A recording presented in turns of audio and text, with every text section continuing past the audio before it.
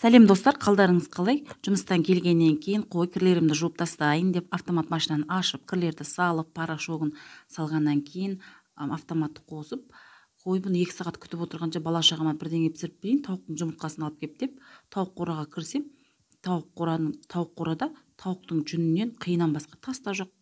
Ойпырмай, бұлар қайға туы мүмкін деп келесі қораға кірдім. Келесі қораға кірсем, 3 жұмыртқа жатыр. Қуанып кеттім. Ой, жақсы болды, бала шағама торт пісіріп беретін болдым деп 3 жұмыртқаны алып алдым да үйге кірдім. Ашуым кеп далаға қайтып шықтым да тауықтарды деп шақырып алдым да: "Әй, сендер неге құтырып жүрсіңдер, а? Өздеріңнің қораларың бар. Неге сол жерге тумайсыңдар?" десем, "Ештеңе жоқ, президент те ауысты ғой, бізге де ауысуға болатын шығар" дейді. "Әй, сендер саясатпен айналыспай тыныш отырыңдар" десем, "Саясатпен біз айналыспасақ, саясат бізбен айналысады" дейді.